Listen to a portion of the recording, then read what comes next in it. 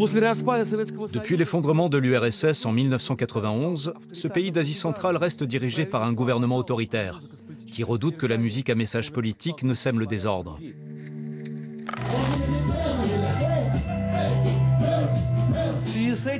Les rappeurs ouzbeks, dont les chansons critiquent la société, ont la vie dure. Mais ils ont trouvé d'ingénieux moyens d'atteindre leur public.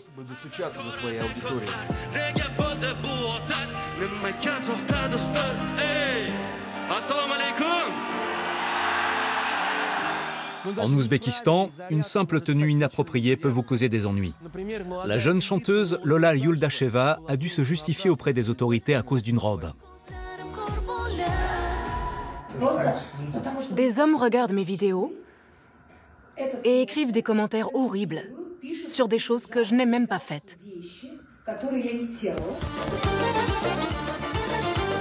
Ici, toute infraction est sanctionnée par des amendes ou des interdictions de se produire sur scène. Car la musique et l'art doivent avant tout renforcer les valeurs nationales et la morale traditionnelle.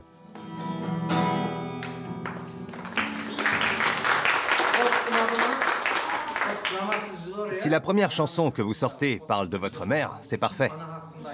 Ou alors de la patrie. Ça, c'est très bien aussi. Si vous chantez ce genre de morceaux, vous n'aurez aucun problème. Trax East a rencontré un homme chargé de contrôler ce qu'est la bonne musique. C'est lui qui accorde ou non des licences aux artistes.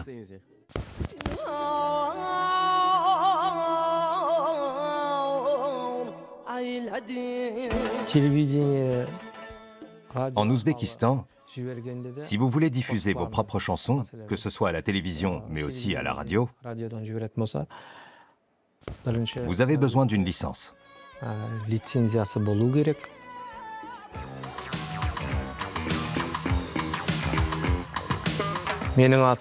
Je m'appelle Alambergen Outiepov. Je travaille en République du Karalpakstan et je suis inspecteur du département public en charge des concerts.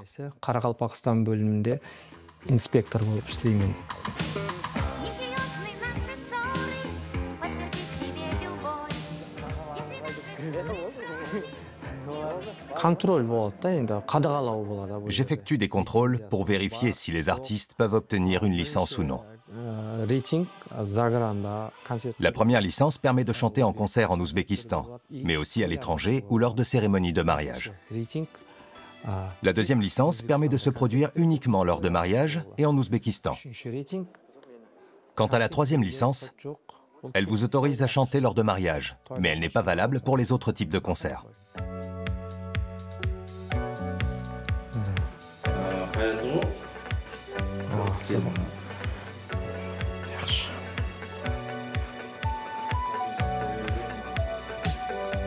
Vous vivez à Kocaeli? Je connais bien les restaurants là-bas. Tout le monde a reçu sa licence, sauf Anna. Grand Hall a payé dans les 140 € et l'a déjà obtenue. Je pensais recevoir ma licence en version imprimée, c'est pour ça que je voulais vous parler en privé. La troisième licence est la moins chère.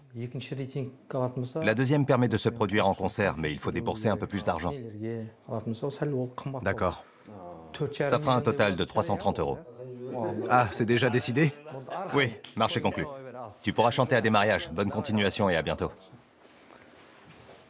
C'est bon? Tout est en ordre? Sur Internet et les réseaux sociaux, les artistes postent parfois des chansons ou des clips sans avoir de licence. Mais ce n'est pas légal.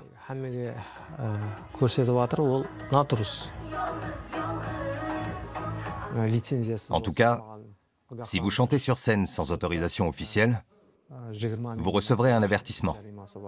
Et si l'affaire se poursuit au tribunal, vous risquez d'écoper d'une amende équivalente à 15 ou 20 mois de salaire.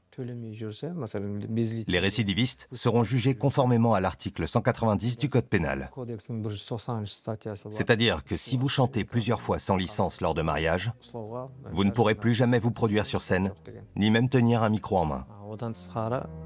La musique et les paroles des chansons sont également contrôlées, car elles doivent être conformes à la législation en vigueur.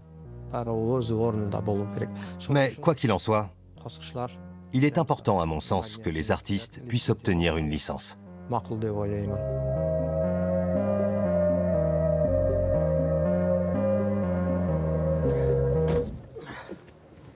Arman birman жүрөмүн багдан гүлдөр теремен сен болмасаң жанымда гүлдү кимге беремен жатканымда турганымда сени ойлайман Гүлмира Гүлмира неге карамайсаң. On dirait presque du rap, non?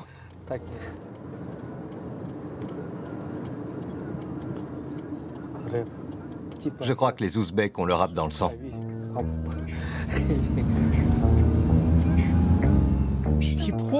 Pourtant, le rap est synonyme de critique sociale et de liberté d'expression, soit tout ce que craint le gouvernement ouzbek. Malgré des règles strictes, de jeunes musiciens comme Konsta ont trouvé des moyens de rester créatifs et d'atteindre leur public. J'ai enregistré mon premier morceau en 2009, mais je chante depuis que je suis enfant. Et à un moment donné, j'ai commencé à faire du rap.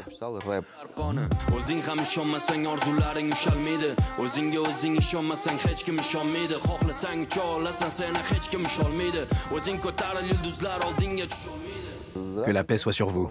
Je m'appelle Sharif Abdoulayev et mon nom de rappeur, c'est Konsta.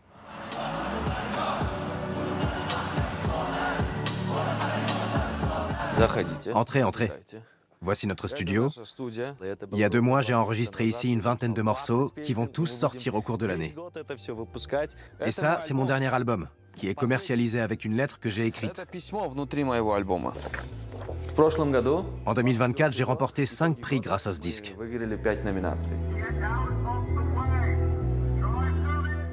Récemment, j'ai eu des ennuis à cause de mes textes et on m'a retiré ma licence.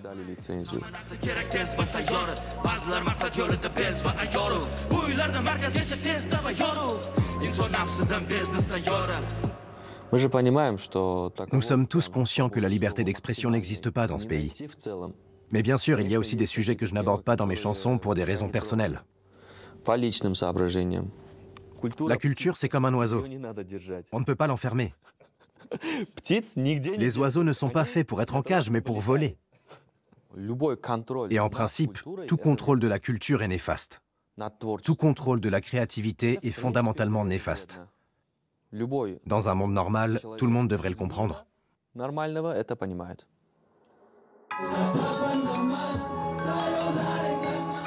Tout ce qu'on sait, on l'a appris de nous-mêmes et on le transmet aux jeunes générations.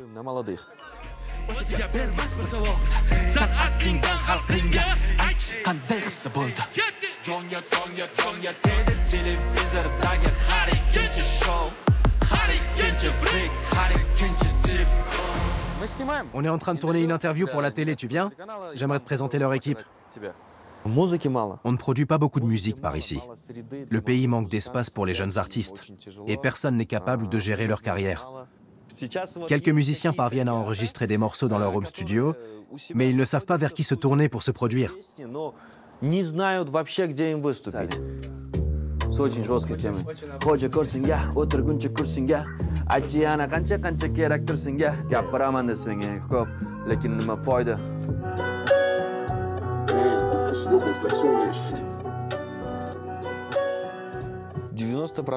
Dans 90% des cas, personne ne se souciera des paroles de vos chansons.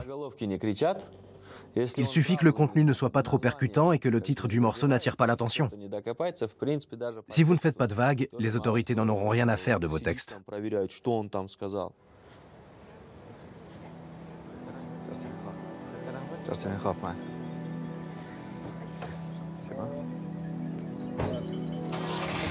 Merci beaucoup, bonne journée. Merci, prenez soin de vous.